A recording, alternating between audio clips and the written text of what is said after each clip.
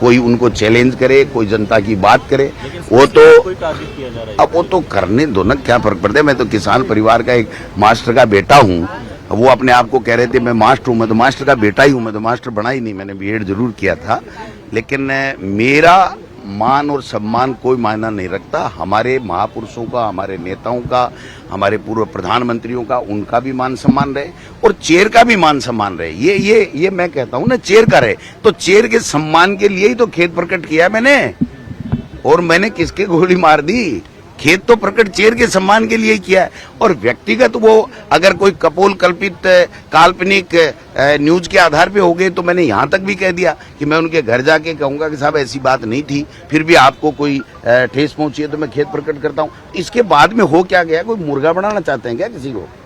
आप बताओ, आपको तय करना है। आप मीडिया के निष्पक्ष साथी हैं, आपको तय करना है कि मेरा खेद वहां पर मौजूद है सदन के पटल पे, और मंत्री की आज की तारीख पर माफी या वो जो टिप्पणी एक्सपेंस करने की बात थी वो नहीं है। इसके अलावा अखबार की बातें से या मीडिया की बातें से, अब वो जो कल बोले हैं कि साहब मीडिया में अभी भी ये चल रहा है, इसका मतलब वो सारे दिन मीडिया देखते हैं और मीडिया में क्या आ रहा है उसके आधार पर अपनी ओपिनियन अगर वो बनाते हो तो मैं समझता हूं कि ये ठीक नहीं है। बाकी तो अब उनकी मर्जी है, उनका अपना अधिकार है, वो क्या करें, किसको निकालें, परमानेंट निकालें, ये निकालें, वो निकालें, वो उनका जो प्रोग्रेटिव जो अध्यक्ष का जो अधिकार है वो उनका अपना उपयोग करें, हमें कोई दिक्कत नहीं है। हम हमारे अधिकारों का उपयोग करेंगे।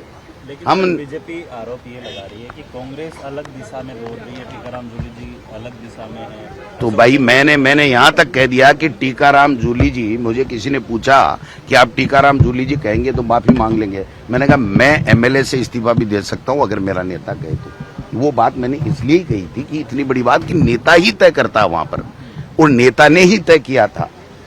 मैं नहीं मांग रहा था माफी। नेता ने कहा कि अपने को बड़ा दिल दिखाते हुए हाउस चले, इसलिए अपने को इसको खेद व्यक्त करना है। और संपूर्ण घटनाक्रम की बात हुई थी जोगाराम जी के साथ, फिर भी मैंने एक एक घटना के लिए, जो दो ही घटना जो बात थी डेस्क पे चढ़ने की थी या जो सदन स्थगित था उसके बाद में जो मैंने एमएलए को संबोधित किया, जो अखबारों में आया वैसा मैंने नहीं कहा, बट जो भी कोई आया था उसके लिए मैंने स्पेसिफिक बोला है कि मेरे द्वारा वहां विधायकों को कोई भी बात करनी थी, उसमें भी मुझे वो बात नहीं करनी चाहिए थी और हम लोग खेद प्रकट करते हैं। इसके बाद में बच क्या गया, ये आप पूछो तो सही उनसे कि बच क्या गया। वो कह रहे ऐसी बात हुई थी। कैसी बात हुई थी? आप बता दो क्या बात हुई थी। खुद अध्यक्ष कह रहा है कि